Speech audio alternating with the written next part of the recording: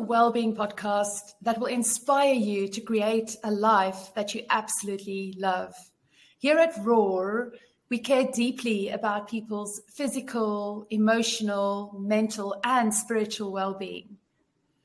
You know, too many of us walk this tightrope between pressure to perform and fighting fatigue from not prioritizing our well-being. We literally work through our burnout and sacrifice our work-life balance to get ahead in our careers. But there is another way, and it starts with you. I am your host, Marilise de Villiers-Basson, and this is the fourth episode for 2024. And today I am roaring with Deanna, Leonard, and Lizz Smoak, co-founders at Maiden Multimedia, the branding agency for executive leaders. Welcome both. Welcome, Deanna and Lizz. I'm so happy to have you with me today. Before we dive in, I cannot wait to ask you some questions and find out more about you and Maiden, and specifically how you're using AI to bring brands alive and to really make brands roar, which is what we're talking about today. I'm just going to give our viewers, our listeners, a little overview for each of you. So I'm going to start with Lizz. Brand architects and design virtuoso. Love that. So Lizz brings 20 years of marketing experience in the luxury market to the table, 10 of those spent specifically in online strategies. Lizz is a TEDx speaker, fractional CMO, and brand strategist, and she really excels in identifying and amplifying a person's intrinsic professional value. Lizz is also the founder of Dora.ai. So this is a women's technology incubator that supports female startup founders in creating AI-powered solutions. And I'm going to really get into that in a bit more detail later on, because that's super fascinating. Over to my dearest friend, Deanna, mindset maestro, purpose pathfinder. So over 25 years of corporate experience as a marketing executive. Deanna has built an illustrious career working with iconic brands like Hanes, Polo, Ralph Lauren, and Sara Lee. So she's an certified executive coach, and has guided hundreds of executives to write their next best chapters. Her ability to listen and activate plans is at her core, making her a catalyst for transformative growth. And I personally can say that Deanna is the best connector on the planet. You know, she connects people without even flinching, and she's connected me to so many beautiful souls, including Lizz here today. So really grateful to have you both with me. So I'm going to dive right in, because I cannot wait to hear more about you and share with people the amazing women that you are. So always start with your why it is you do what you do, right? So I particularly want today from you both a moment in your life where you really have reached that low point of enough is enough. Okay, so what was that moment, and how did it change for you after that? Lizz, I'm going to come to you first. Yes, Marilise, thank you so much for having us. This is so much fun. Yeah, and I've never heard it being put that way, that enough is enough moment, but there is one very clear, pivotal moment in my own life where my fiance, the father of my now 14-year-old daughter, committed suicide after moving 3,000 miles from New Mexico to the Florida Keys. I just started a new job 2 weeks in, and my phone was blowing up. And when I finally checked my voicemails, it was a coroner's office. And you can imagine, it was obviously a huge surprise, very pivotal point overall in my life professionally, as well as, in my family. And had just moved down into my parents' small trailer and was trying to kind of start over. waiting on my material items, my physical items, to be moved from a moving company from New Mexico down to the Florida Keys.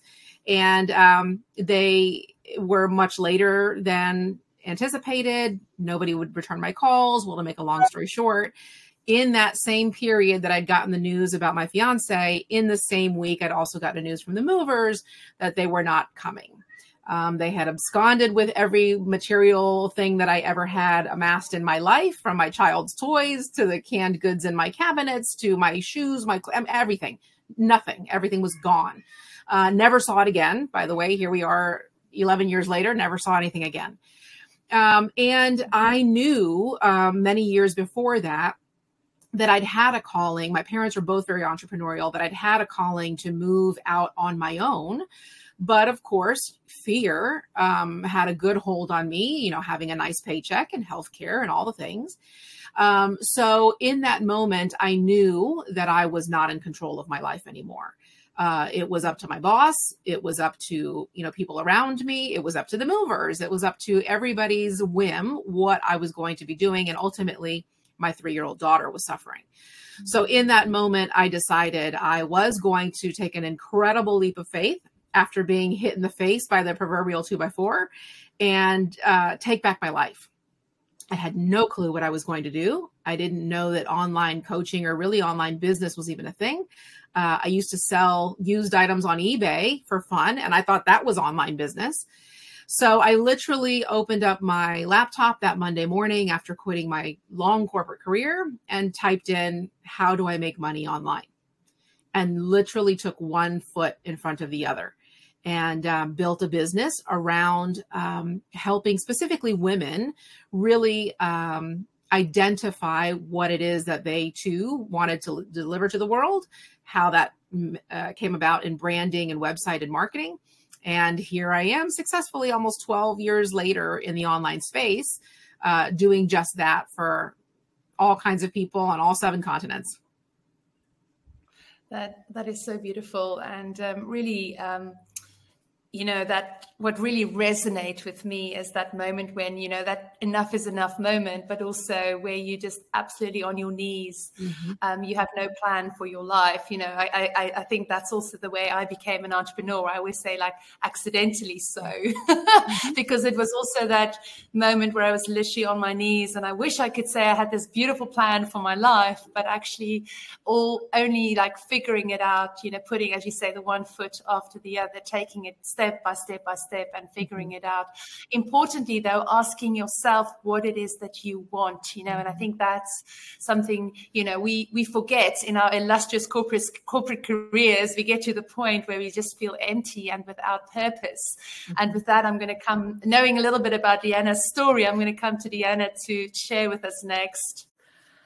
Oh boy. Yeah, that was awesome, Liz. Thank you for sharing that. Every time I hear it, I just get chills that I can't even imagine being in that position. But when I share my story, a lot of people say the same thing. I can't imagine how that happened. So like so many of us corporate women, we take care of everything for everybody. We grow up with that type A personality. We get straight A's, we graduate with honors, we get scholarships, all the things, right? We land that first corporate job. We grow up the ladder. We get offered, let me fund your MBA. I don't want my MBA, but if I don't do my MBA, I won't get the next level, right? So we just do what we have to do to get along and to take care of our families. And 25 years in, that's exactly what I was doing. I had managed to climb the corporate ladder. I was a really great team leader. I delivered a lot of value, and I took care of everything from family to finance to work. But there was one thing I didn't take care of, and that was my health, mental, spiritual, emotional, physical. And it wasn't until I got hit by a 2x4 in the face that I realized I needed to make some changes. And my 2x4 happened on a beautiful fall day in Augusta, Georgia, when I woke up one morning not feeling great, but I was going to go meet a friend for coffee because we both had just been caught up in a layoff, an executive layoff. We were both executives, where a new CEO had come in and basically took out the executive team and brought in a new executive team. Never been laid off in my life. I had no idea how to deal with that kind of change. Just wasn't even in my purview. And as I left that morning and was driving my SUV, I heard a voice in the back seat that said, turn around. And I thought, who the heck? Why is Beth in my back seat? Beth was not in my back seat. But when I looked in the rearview mirror, I realized something was terribly wrong because my face was drooping. I was having a stroke at age 51. And so I called my husband while I was driving, picked up the phone, called my husband and said, get over here. I'm having a stroke. He, of course, did not understand because I wasn't making any sense because I was having a stroke, right? I somehow managed to turn the car around, and long story short, I ended up in the ER. I indeed did have a stroke. I could not talk. I could not walk. I could not think. But I was lucky because I got there in time and they were able to give me a drug that reversed everything. And it took a lot of patience and time and healing to get back to where I am today. But the thing is, if we as women don't take good care of ourselves, this is the kind of thing that happens, right? Now that I've had a stroke, albeit minor, there's a much greater chance of me having another one. So my health all of a sudden became the priority. And that was my low point, was realizing that I am not a superhero, that I am simply human, and I need to take better care of myself. So I went ahead and lost 80 pounds over the course of 9.5 months. I got healthy. I did a 5K. I decided to leave corporate entirely and focus on my family and my health. We did a bike ride across Iowa, over 500 miles, which I was not a cyclist before that. I was 80 pounds heavier, and found people like Liz and great classes and followed my dreams and asked myself, what do I really want to do? Well, I've always wanted to do something super creative. I've always wanted to own an agency, and I never acted on it because in the back of my head was my dad going, you can't be an artist. You can't own an agency. You're going to starve, right? So my big aha was take care of yourself, or else someone's going to hit you with a 2x4 until you do take care of yourself. Yeah, and that creative expression, coming alive in your creative expression, your art, art takes on so many different forms, and it's not just, being an artist or a musician. It's also, like all forms of creative expression. And I remember when I sat down with you, when we met in person for the first time last year in Scottsdale, I was literally expecting you to kind of hold it out for another year before you leave. And then the next thing I know, you've just made the decision on the same day. I left for the airport. You left to cancel your flight, I think it was.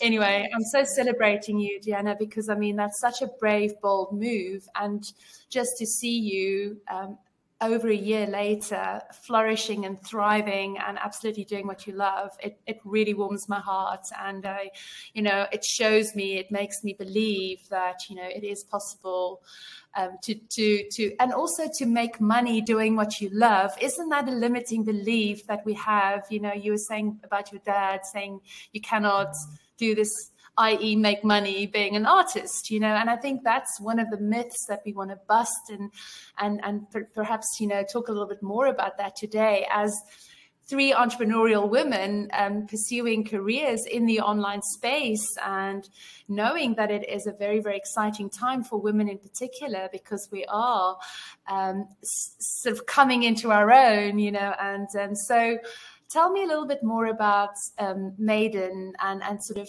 really the whole AI and sort of what's inspired you to go down this sort of AI route, and in particularly empowering women. Sure. So we both met working in AI in the beginning stages about a year ago, and really understanding its power and what role it was going to play in our own lives. Both of us have design backgrounds, so the curiosity, for new technology and ease is always there. But through the process over the past year, we really had a front row seat to see how the technology of AI is not only changing the landscape in general, but specifically for women, helping them through, this age that we, are in, and the difficulties with identity, losing identity, changing identity, and how AI helps. So as both of you know, all of us left corporate, how losing that title, when you extend a hand to shake someone's hand, you no longer have that title.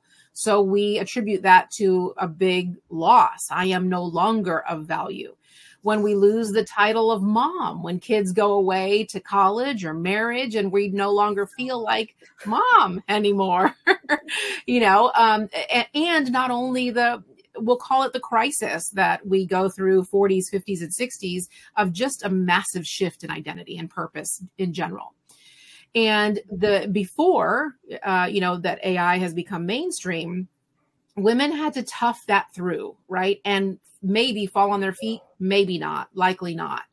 And live an entire second chapter wondering how to do certain things. Many of us, we learned how to do our first website all by ourselves, right?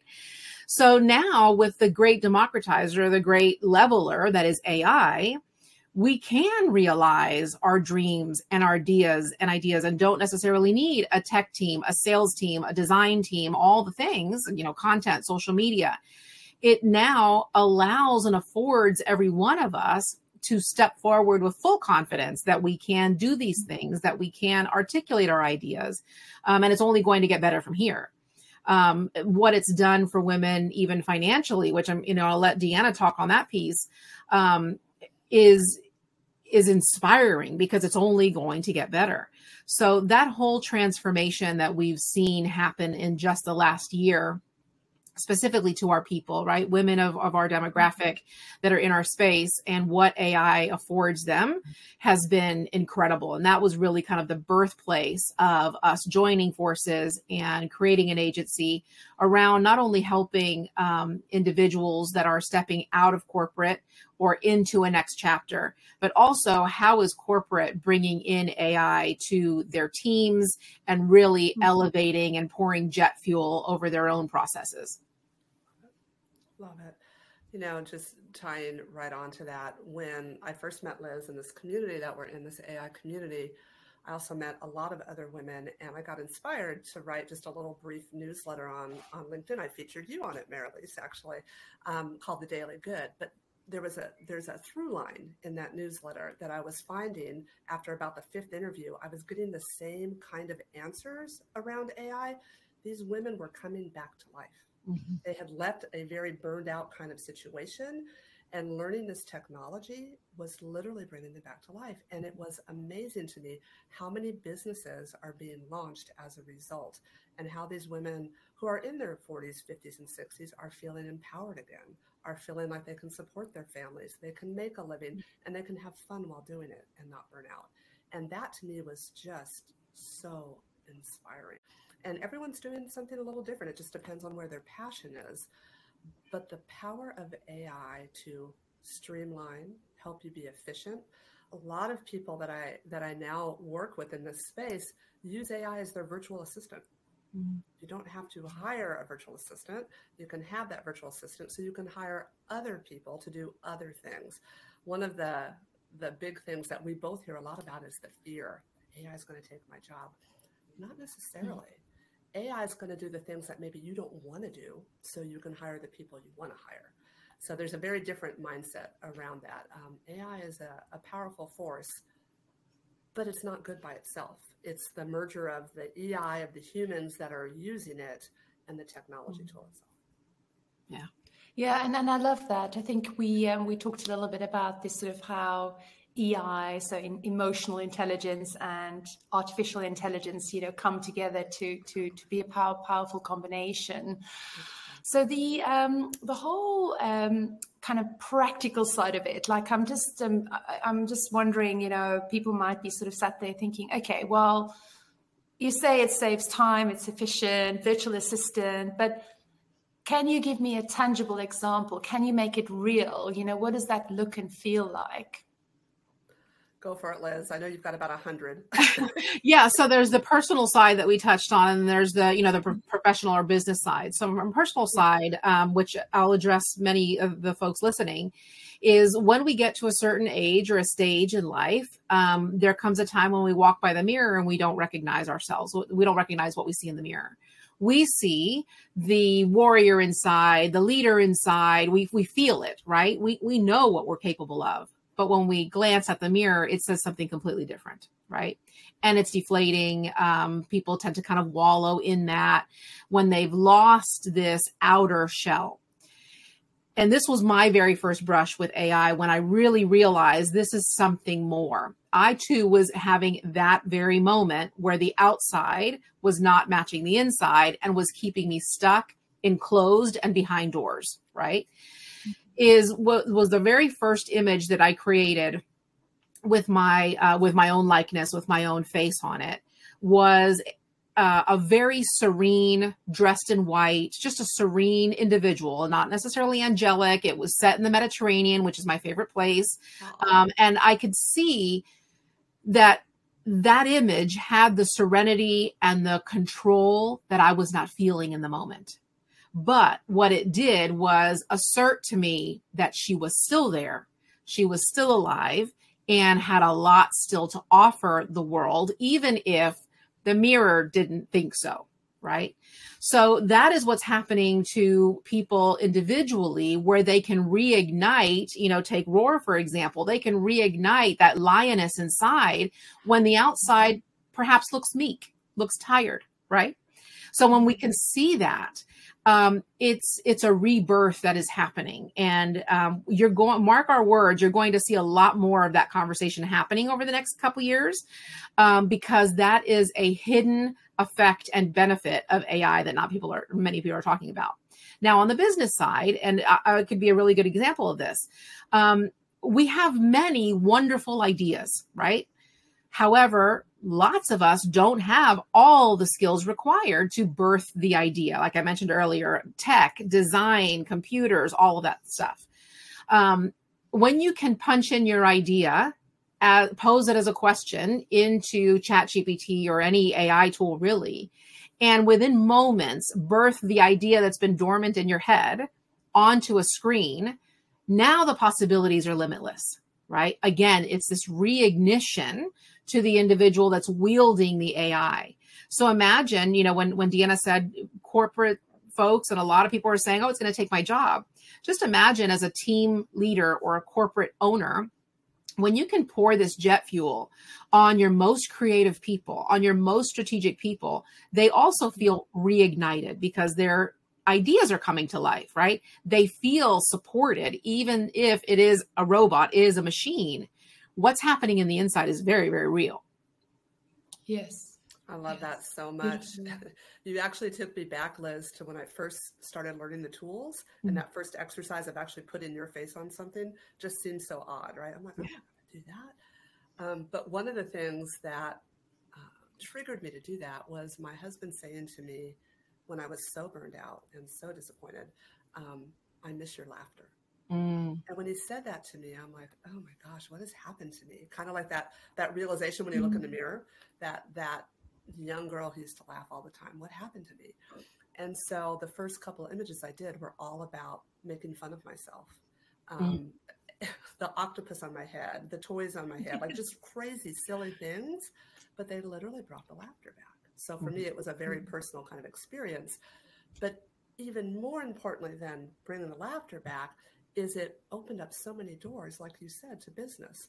I entered a contest with my first website just for fun. I never built a website in my life. I had tried several times, never successful. It won second place and allowed me to gift another person the gift of learning AI, coming in tuition free. And now she's lighting up. I'm watching her go through the exact same process.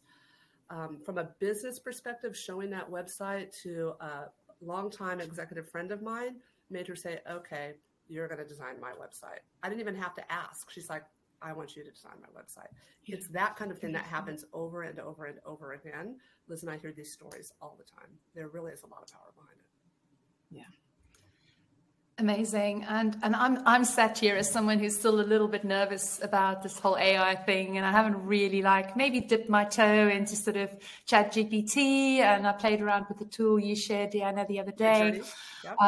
Yeah, I mean, obviously on Canva, which is my kind of go-to tool, I also have been generating some beautiful images, and it is really inspirational But what is really coming to life for me is this idea that, so I'm someone who needs a picture in my mind before I can actually put words to paper. So in the process of writing my first book, Roar, How to Tame the Bully Inside and Out, the way I wrote the book was very much every time I got a little stuck, I needed sort of almost like a visual, a signature. I call it signature diagram in my head. And the moment I had that diagram in my head, it was then able for me to put the words to paper and to describe it beautifully and creatively. And that's why I think there are lots of kind of visuals in the book as well. And so I'm reflecting on, as I'm listening to you, I'm reflecting on actually, because I've started writing my second book, More. So More is all about you are meant for more, leaning into your more life, having more joy, having more fun. Like, I love what you're saying, Deanna, about having fun, but it's really about what's your more and really leaning into it and making it happen. But I'm sort of thinking, oh my gosh, I'm really a little bit stuck on this. Deanna, I've been writing this book now for a while, but I haven't really been getting myself out of the starting block. So my opportunity, I think, is really now to say, okay, how can I use the AI tools to just give me that reignition, that spark that perhaps is kind of holding me back at the moment. So I'm really quite excited about exploring that. Interesting. Have you, maybe this is a little bit of a tangent, but have you thought about, your book is public, right? Your first book is public. It's on Amazon, correct? So people can go out and get it. Because it's public, you can load it up into ChatGPT and ask it a bunch of questions. Wow. No, I did not. That might spark some ideas to even further your next book. Just a thought. Yes. No, that sounds beautiful. And so, so it's really just, and sort of, I don't mean to make this about me. I just want to sort of, I think recognize that, we're only really about a year and a bit into this AI journey where it's kind of become really public and it's become really accessible to each and every one of us. And I think there's still a part of me that's sort of very resistant to, I'm thinking, oh, why would I ever create an image of myself looking so pretty? Right? I know, it's like, weird. I mean, because surely there must be criticism as well, right? I mean, some people might be trolling you online when you create these images. Have you had any of that? Oh, Liz has got a story here, I bet. Well, I personally haven't, but I coach about 80 to 90 AI creatives every week. And so I have seen the gamut. And depending on, who you surround yourself with, yes, there is a side of the AI conversation that's negative, that is dark, that is, pessimistic, thinking about Terminator and things like that, losing jobs in mass. And this is what I say to that. This isn't a direct answer to the question, but because I get asked this question all the time as a coach in the field, how do you deal with that? And I don't take the role of making the horse drink. I'm happy to lead the horse, right? It's not my job to make you drink, to make you believe. If you don't, that's fine. You're going to find your person or your time when AI seems palatable for you, all the things, right? I am there to show you and step back. If you want to go further, I'm happy to go there with you. But I don't recommend we change anyone's mind. And folks that are really wanting to step into this as a business model are feeling inclined, like in anything, right? Politics, anything, feeling inclined to educate and persuade and negotiate, and don't even bother, right? Because this is more of a tool for your own sanity, rebirthing, imagination, creation than it is to wield a stick at someone else, right? That's definitely not the way to look at it. But, I'd like to circle back, if you don't mind, to the book writing process. And again, I'll focus specifically on women. It's, of course, the demographic that I know the best. So women, especially once they reach, kind of the ending of motherhood, kind of that transition, we begin thinking about all the stories and the music that's left inside, right? we still have so many stories left to share of my own childhood, of, anything that I was going through, to leave a legacy, to leave an imprint, to leave, sound in the air. And writing a book has traditionally been the way to do that. As you know, Mary Lise, there are many blocks in writing a book. Well, how do I, and who cares, and where do I start, and the blinking cursor on a white page and all of the things. Now, with AI and the advent of AI, and this will help you as well, a lot of writing, especially when it's biographical, it's in a bubble, it's in a microcosm of what we understand in our own lives, right? It's not easy to see outside of that. That's where the AI tool comes in. It's not necessarily to do the writing for you, but it's to expand your view on the topic, right? So for example, in your case with the More book, you're seeing it from one perspective, maybe two, right? You and maybe someone else that you might know that's close to you. But what about the entire globe, right? And what More means to the globe and to generations that come after us. AI can help you expand that view and help you speak on a larger level or a more expanded worldview that's not necessarily centered around your own network and your own experiences, right? So starting off a book, to be very tactical about it, starting off a book with, help me identify a table of contents, a list of chapters on this topic. And within moments, you'll have your list of chapters. Now, it's up to us to say this yes, this no. Tell me more about this, right? It is a sparring partner in any type of creative journey, especially writing a book. Mm-hmm. So, we were really careful to not step on or tread in, well, you're not really an author, AI wrote it. Understand AI is not writing it. Sure, some people do that. Some people live in the gray areas in every topic. But a true author, a true storyteller like yourself, you're using it to augment what you already know. And I think it's really, I've had quite a few experiences with turning that into my authentic voice. So I would find, let's say a marketing script for promoting my course, my online course, right? And I would say, in the words of this influencer, in the words of that influencer, and then I would have the frame there, but I would still create a version that is my authentic voice. And yes, it's really interesting to go through that process. I have actually been going through that process, and so I think, yes, it's the framework is there. It saves you a lot of time initially because you know the key points to hit, but then to make it your own, to speak authentically from the heart, it really just needs you and your superpower, which is you, to then make it really, really come through with honesty and integrity. Absolutely. Most definitely. Absolutely. And adding on too, as I'm thinking about this, about your book and websites, and you were asking for real life examples. One of the examples I've got is a very dear friend that I just introduced you to, Mary Lise, Barbara. She asked me to help her with AI to evaluate her website. So we did that. And when you load a website into ChatGPT and start asking it questions about demographics, who is it appealing to? Is this message coming through? You will be shocked how quickly you get answers and how helpful it can be. It's not rewriting your website. It's giving you insight onto what's working and what's not.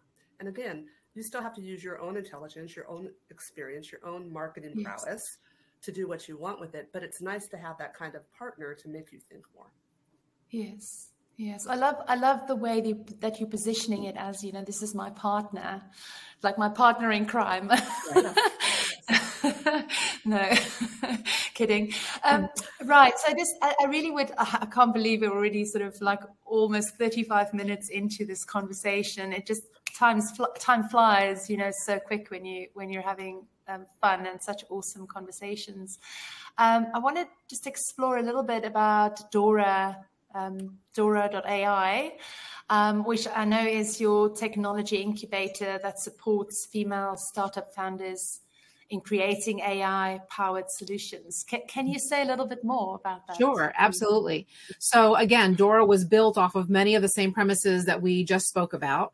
Women who have ideas in their minds, solutions to everyday problems. They don't necessarily have to be in the business world. They can be, home life. And it is mentoring women in developing applications, process improvements with AI. So specifically mobile apps that are no code, or process improvements where they could take a process that was, in their life or in their business, it took multiple steps, maybe, long periods of time of development, and really condense that in a much more automated way, all on the back of AI programming and no code tools. So one specific example that we're working on now is a productivity app that is based around data from hormonal changes and the menstrual cycle in women.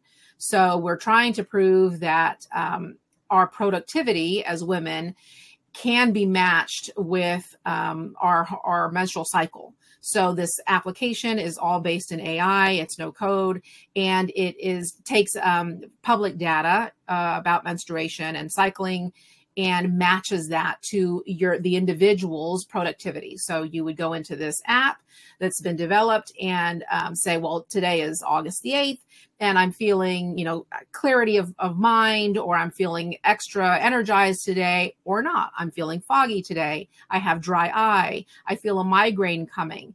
And then over time, based on world data of female menstruation, it begins to produce a script, if you will.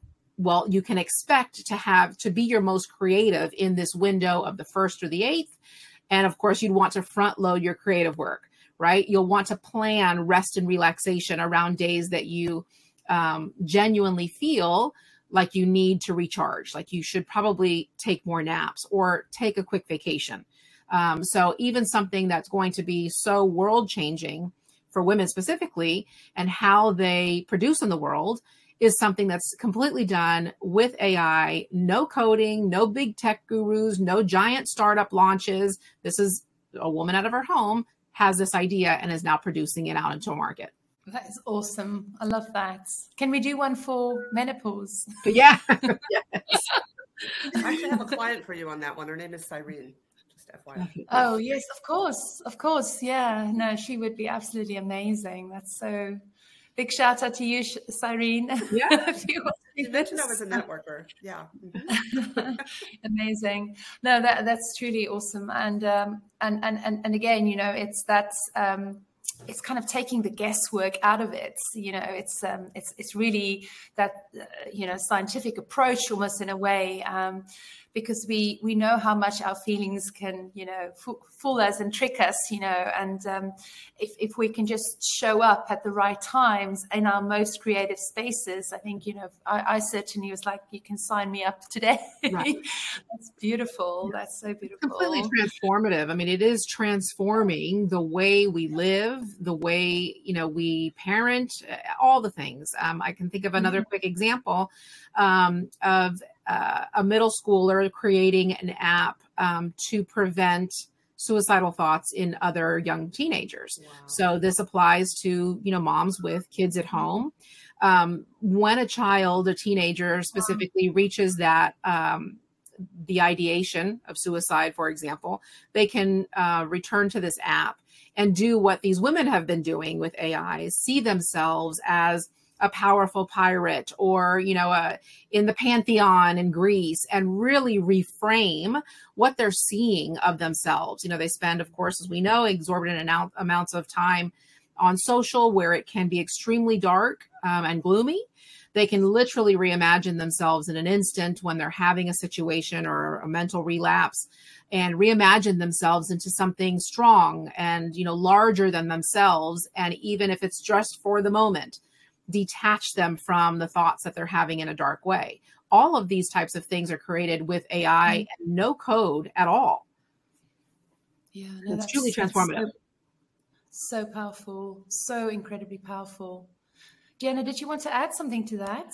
No, just thinking about the different people we interact with and how you're going to see more and more articles published about exactly what we're talking about, mental health, emotional health, well-being tied to AI, and how there are so many tools on the horizon that are going to help. I'm attending a couple of different conferences here in Atlanta. One of them, a friend of ours, created a tool to help medical students not burn out. Because it's one of the biggest factors as you're studying to be a doctor. Absolutely. And he did it through AI and now has a patent that's going to be at the big physician show here in Atlanta. And that's just one tool for one sector. There's so many different applications. So everything that Liz just shared is groundbreaking. Yeah. And it's just how accessible it is, you know, to like you don't need any coding capabilities, it's just, and that makes it even more accessible to the women, because I think, you know, there's someone who work in the tech and cybersecurity industry, you know we are, you know, vastly outnumbered by men in the industry, and there is still this stigma against women not being technical and sort of sitting in more risk compliance, awareness, culture type roles, because the guys are the coders and they're the developers, and so it's very much kind of bridging, I think, that gap, which I love about this. Really cool. Yeah, there's a massive, it's actually going to open more cybersecurity opportunities as a result, as we get more and more into this, which is great. Yeah, absolutely. Yes. Yeah, there is a massive flip on the horizon. You know, we opened the call with this as well, because we see, as we consult for corporations, the shift toward empathy, toward diversity, toward spiritual inclusion. Typically, that is the feminine role, right? So now when we can introduce these typically feminine ideals to corporation, now leveled with the technical and the ownership of wealth, we can see how this massive shift is upon us to the feminine. Yeah, absolutely. Yeah, you have both sold me today. I'm so happy. I'm so happy that I'm speaking to you, and I'm so happy that I'm here with you. And I think I might actually be asking you for help soon as well. So thank you so much for joining me today and for sharing. I would love you to just share one inspired, you know, thought, tangible action that people can take away from this conversation. One or two. You want to go first, Liz, or do you want me to go? Sure. If you have one at the forefront, go for it. I don't know that I have one on the forefront, but I have one that just recently happened. So my son is getting married. Shout out to Corey and Miranda. And we just spent a week with them, and they're lovely and they're happy and they're thriving. And I'm just so excited for them. And I'm so sad for me. It's the first time. It's kind of what Liz has been alluding to. I'm like, don't cry on the podcast, but letting go of your child for their life, right? For them to like step into their life. And it's a very different role as a mom, right? So while I was up there at night, I couldn't sleep because I was just so nervous about all of this and how is this going to shake out and how can I support them and what do I need to do? So I started playing with AI videos, just like my first couple, just for fun, just to try to lighten the mood, right? And I posted just one of them into a couple of groups and on Facebook this week. And the response has been unbelievable. And what it did for me was help me realize how powerful the music, the video, the written word together can affect someone. I've had so many people reach out to me and say how touched they were by things. And I just think, again, had I not learned these tools in AI, I wouldn't have had that kind of reaction or that kind of ability to calm myself down and know that everything's going to be okay. Yeah. Oh, sending you so much love, Deanna. It's a tough transition. It's a tough transition, but it's also a super joyful transition. And so to learn to step into that joy and just be overjoyed. Well, my eldest son is 17 today. So I'm hearing you saying these things. I'm like, oh my gosh, you know, I've probably got a year or two left. It's coming. If that. I know how hard it was too for you in the move to South Africa, right? Yeah, it's that on steroids, basically. Yes. Don't want to think about it yet. Liz, coming to you. Yeah, I would say, speaking of our young and youth, it lights me up the most when we open these tools up to our youth. It does not behoove anyone to hide this from them, to think that, well, they're just, use these tools to cheat. My daughter, who is 14, very creative because she's been trained to be creative, not because she was a born creative. We have mandatory AI play dates. She still doesn't really realize the importance at the level that we do, but I can see the future coming. Just like when she was very young and she was, 7 or 8, and the topic then was no social media, no phones, all of the things. I had the quite opposite view because I was raised very, very early with a laptop that was literally gargantuan, but I was able to build a very strong career because I knew technology in the early 90s when no one else did. And now I'm so far down the road, with AI, I knew to search out AI because I had that. The same thing with my daughter and our young is, if they learn to utilize their phone as a safety tool, research tool, heck, an ATM, right? If they learn to utilize social media for their own advancements, and likewise now AI, where a child can sketch out a funny little idea or an observation in their world on a napkin and actually bring that into the world, we're into a whole new planet now. So I, implore the AI gods to always be delivering this to our youth that are really going to see the fruit and the magnitude of this new era. Imploring the AI gods. That's so beautiful. I love it. I love it. Thank you so much, guys. I love the AI played it. That's a good one too. Yeah, very good. Very good. You need to definitely write that down somewhere. So thank you, everybody, for joining us today. Thank you, Deanna. Thank you, Liz, for making the time. So grateful and really absolutely loved this conversation. If you want to get hold of Deanna and Liz, you can go to their website, maidenagency.com. So really beautiful website. I've been perusing the website earlier, and it's just gorgeous, really, really pretty. Well done for what you've created. And obviously, more importantly, the value that you deliver is just insane. And then I would say probably the best other way to reach you directly is on LinkedIn. So both their names, so Deanna Leonard and Liz Smoak. So you can just find them both on LinkedIn if you would love to connect with them and explore some opportunities together. So yeah, both, thank you so much. Really appreciate you. Thank you so much. Thank you. Good. Well, thank you everyone for joining us today.